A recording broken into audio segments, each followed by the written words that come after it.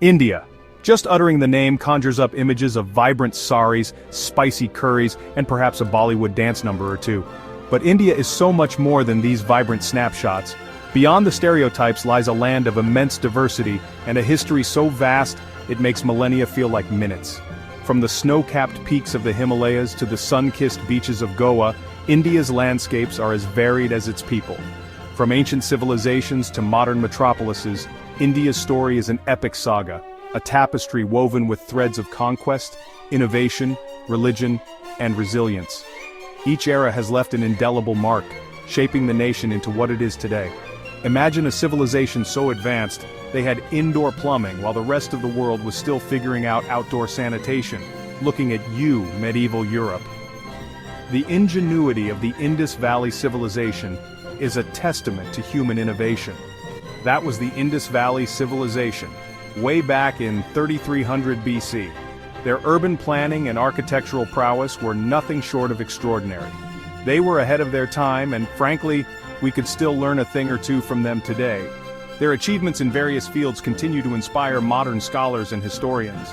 Then came the Vedic period, a time of philosophical pondering, Sanskrit chanting, and probably some epic beard-growing contests. This era laid the intellectual and spiritual foundations for much of Indian culture. This era laid the foundation for Hinduism, which, let's face it, has some pretty interesting stories. Flying monkeys, anyone? The epics and scriptures from this period continue to influence Indian society and culture. Fast forward a few centuries and you have empires rising and falling like the stock market on a particularly volatile day. Each dynasty brought its own unique contributions to the subcontinent. The Mauryas, the Guptas, the Mughals, they all left their mark literally in the form of magnificent monuments and architectural marvels that still stand today, a testament to their ambition, and let's be honest, their access to cheap labor. These structures are not just buildings, they are stories etched in stone. So buckle up, dear reader, as we embark on a whirlwind tour of India's past. It's a journey through time that will take you from the dawn of civilization to the bustling streets of modern India. It's a wild ride, full of twists and turns, but one thing's for sure, you'll never look at a curry or a Bollywood movie the same way again. India's story is one of resilience, innovation, and endless fascination. Our journey begins in the Indus Valley, circa 3300 BC. Forget pyramids and chariots, these guys were all about urban planning and sanitation. Yes, you read that right, sanitation.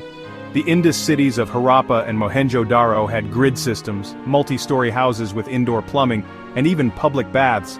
They were basically the Romans of their time, but with better drainage. But like all good things, the Indus Valley Civilization eventually faded, leaving behind tantalizing clues about their culture and lifestyle.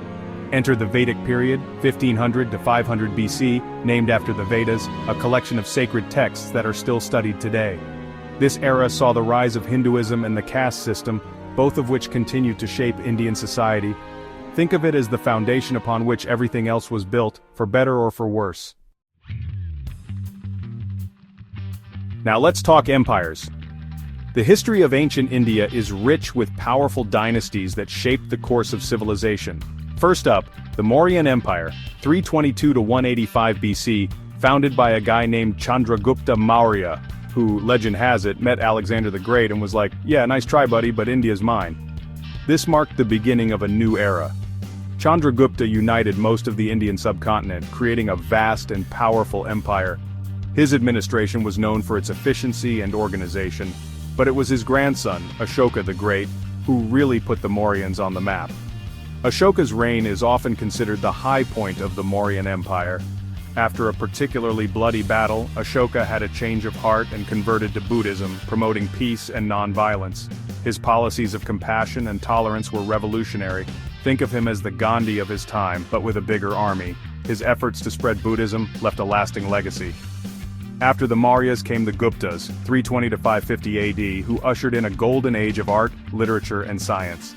This period is often referred to as the classical age of India. Think of it as India's Renaissance, but without the plague and religious persecution. The Guptas made significant contributions to various fields. The Guptas were all about knowledge and innovation. They established centers of learning that attracted scholars from all over the world. They invented the concept of zero, you're welcome mathematicians, developed advanced astronomy, and produced some of the finest examples of Indian art and architecture. Their achievements laid the foundation for future generations. Section 4. Sultans, Mughals, and the spice route. Fast forward a few centuries, and India became a hotbed of trade and cultural exchange. The Silk Road and the spice trade brought in traders, travelers, and of course, invaders. The Delhi Sultanate, from 1206 to 1526 AD, a succession of Muslim dynasties, ruled over much of North India for over 3 centuries, introducing Islamic traditions and architectural styles. But it was the Mughals, from 1526 to 1857 AD, descendants of Genghis Khan, who really made their mark on India. These guys were all about grandeur and opulence. They built magnificent forts, palaces, and gardens, and their reign is often seen as the golden age of Indian Islamic architecture. Think Taj Mahal, but more on that later. Section 5. Under the Union Jack British East India Company and the Road to Independence. Now, for the part of the story that's a little less glorious. The British East India Company, a trading company with an insatiable appetite for profit and tea, arrived in the 17th century and gradually took control of much of India. They were like that friend who comes over for dinner and never leaves, except they stayed for almost 200 years and ate all the food. The British Raj, as it was called, brought about significant changes. Some good, some not so good. They introduced modern education, abolished practices like sati, or widow burning, and built an extensive railway network. But they also exploited India's resources, suppressed local industries, and treated the Indians as second-class citizens in their own country. By the 20th century, the demand for independence was growing. Leaders like Mahatma Gandhi emerged, advocating for non-violent resistance against British rule. Gandhi, with his iconic round glasses and loincloth, became a symbol of India's struggle for freedom. His peaceful protests, like the Salt March, inspired millions to join the cause. The movement gained momentum, and the British were eventually forced to leave, leading to India's independence in 1947. The legacy of the British Raj is complex, marked by both progress and pain. But the resilience and spirit of the Indian people ultimately paved the way for a free and independent nation. And that, in essence, is the story of the British East India Company and the road to India's independence. It's a tale of resilience, struggle, and ultimately triumph. Leaders like Mahatma Gandhi emerged advocating for non-violent resistance against British rule. Gandhi, with his iconic round glasses and loincloth, became a symbol of India's struggle for freedom. Section 6. Modern India, a rising power. Finally, in 1947, India gained its independence, marking the end of the British Empire and the beginning of a new era for India. The country faced numerous challenges, from partition and communal violence to poverty and illiteracy, but it also made remarkable progress, becoming a nuclear power, a leader in information technology, and a rising economic force. From the Green Revolution in agriculture to the liberalization of the economy in the 1990s, India has come a long way. It's now home to a thriving democracy, a booming tech industry, and a growing middle class. Sure, there are still challenges like poverty, inequality, and the occasional bureaucratic nightmare, but India is a nation on the move, a land of contradictions and possibilities. Section 7. India's Tryst with Destiny. So, what does the future hold for this land of ancient wisdom and modern aspirations?